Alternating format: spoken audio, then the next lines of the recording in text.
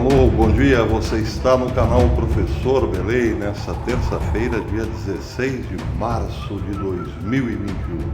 Eu estou melhor, graças a Deus e graças aos amigos que estão rezando por mim, os amigos aqui do canal. Um grande abraço a todos, quero agradecer de coração a cada um que desejou-me melhoras. Foram muitos as manifestações de apoio, de carinho, de oração, de preocupação, o que me comoveu bastante. Peço desculpas por não ter respondido a cada um, muito difícil. Ontem eu fiquei praticamente o dia todo de molho, como se diz, e vou tentar, na medida do possível, responder aos amigos, mas sei que será muito difícil, é muito difícil, mas fiquem certos de que vocês estão no meu coração e nas minhas orações também. Muito obrigado a todos. Quero mandar também um abraço especial para os amigos de Portugal.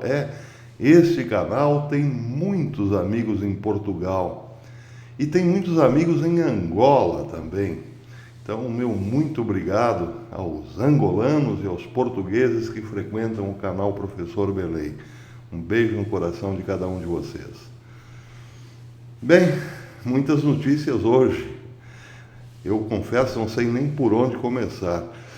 Tem uma notícia importante, da nossa realidade, do Brasil, a mudança do ministro da Saúde, Dr. Marcelo Queiroga. Ele é o atual presidente da Sociedade Brasileira de Cardiologia, é um médico.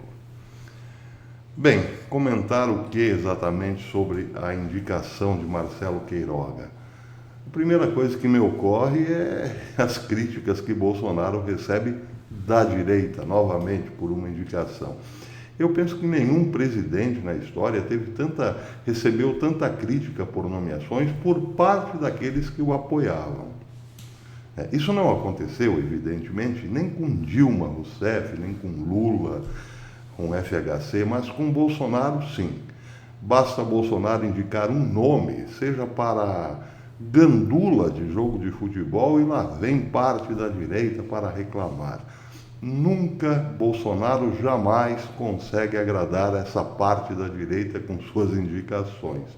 Todo e qualquer nome é in limine, criticado, desqualificado e, claro, recusado. Pois é. Mas eu, como me parece óbvio, tenho a certeza de que se trata, assim, de um desconhecimento monstruoso do que é governo, do que é ser governante, do que é governar um país, principalmente do tamanho do Brasil. Não acredito que seja apenas por má vontade desta parte da direita. É uma falta de desconhecimento do que é o poder. Nós entramos numa espécie de alucinação coletiva, onde tudo é possível desde uma vez que Bolsonaro subiu ao poder. Seria possível transformar a água em vinho, como fez Jesus Cristo nas bodas de Caná a todo momento. Era preciso mudar radicalmente tudo, começando de cima para baixo, desde o primeiro minuto em que subiu lá no Palácio do Planalto o presidente Bolsonaro.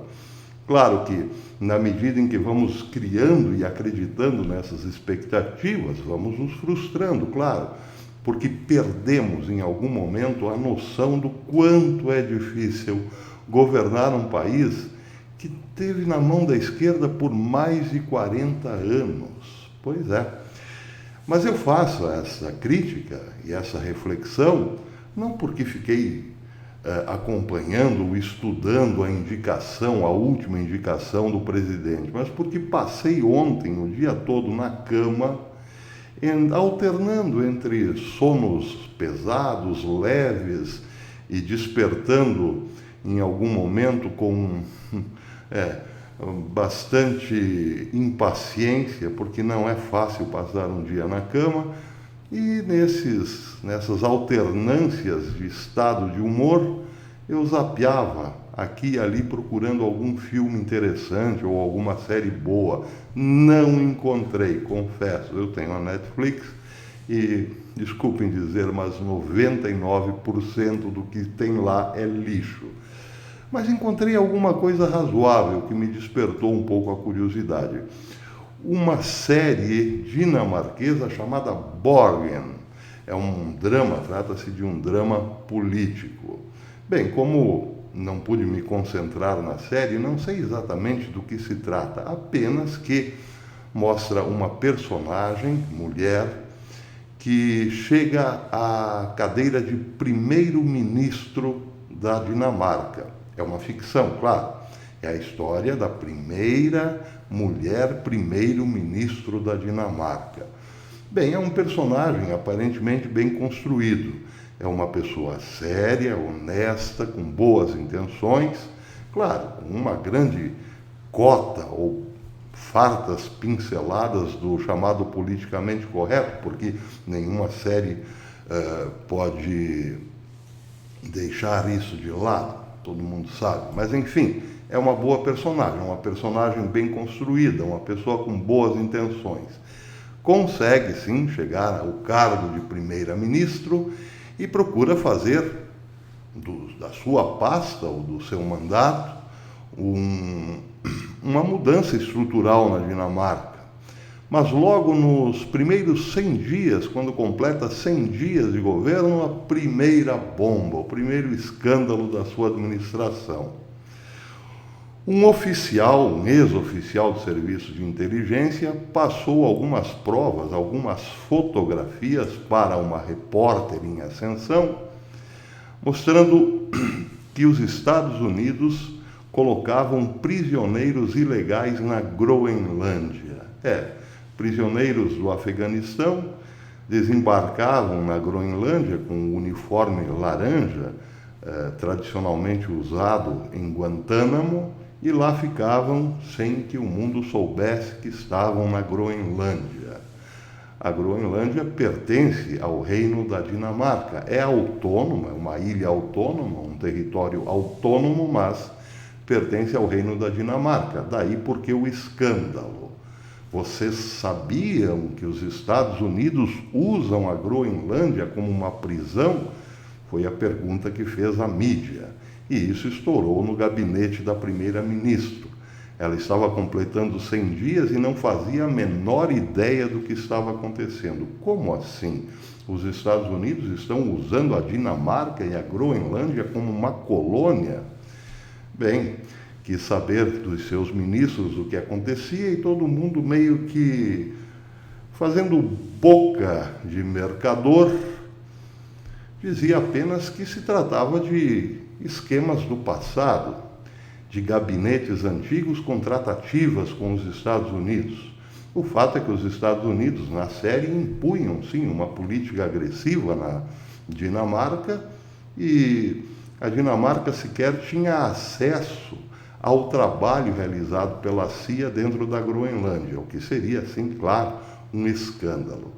Bem, o interessante dessa história termina por aí, mas o interessante dessa história é que, de fato, um governante, logo nos seus primeiros 100 dias de governo, começa a perceber que entrou num esquema, numa estrutura montada por muitas décadas anterior à sua chegada ao poder. Estou falando da Dinamarca, mas se aplica a qualquer país. Dá para imaginar a estrutura de poder montada por décadas de governos esquerdistas no Brasil, recebendo assim da noite para o dia um presidente fora do sistema, ou meio fora do sistema, como o Bolsonaro? Dá. Agora, não dá, talvez, para dimensionar o susto do presidente, na medida em que se assenta e vai tomando conhecimento das coisas que foram feitas por governos anteriores, dos acordos, dos esquemas, enfim, das estruturas de corrupção. É claro que o susto é muito grande. Então, imaginemos nós aqui, Bolsonaro, quando assumiu a presidência, assumiu a vida inteira do país, em todas as suas dimensões, a política, a econômica, a de saúde, de segurança, de transportes e de tudo mais. E em cada uma delas encontrou uma estrutura gigantesca de corrupção montada por governos anteriores. E aí, o que fazer diante deste Leviatã, desse monstro gigantesco no qual se encontra? Porque entrar no poder é entrar praticamente no estômago do monstro Leviatã. Por isso é muito difícil esperar que um presidente, por mais bem intencionado, consiga mexer nessa estrutura de poder que muitas vezes passa de décadas. Passa de décadas. No caso do Brasil, é muito provável que essa estrutura de poder perversa, maligna, que deixou o Nordeste pobre, miserável, precisando de água, sem fornecimento de água, tenha mais de um século. Bem, então é óbvio que quem critica o presidente Bolsonaro imediatamente após a indicação de um nome desconhece totalmente a realidade. Pobre presidente Bolsonaro, que entrou como uma espécie de Dom Quixote a lutar contra gigantescos moinhos de vento. Ele conseguiu imediatamente mudar o horário de verão para o horário de Deus. Isso foi uma grande sacada de Bolsonaro. Só que também por conta disso, teve sobre si uma atenção redobrada. Ele é um homem de Deus. Portanto, devemos transformar a sua vida num inferno. E isso aconteceu desde o primeiro dia.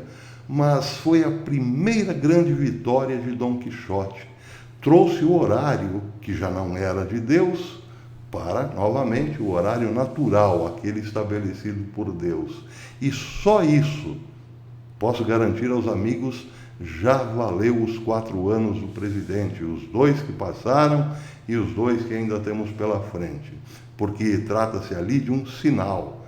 A quem pertence a presidência hoje? A um homem de Deus. E, por conta disso, evidentemente, é o órgão do poder mais atacado e a pessoa pública, por consequência, também mais atacada. Que pena que a direita, ou parte dela, não entendeu isso. Que pena. Daí reforço a opinião que dei ontem. É possível mesmo que não mereçamos um homem de Deus na presidência. Muito bem, mas vamos agora à notícia, a interessante notícia do dia.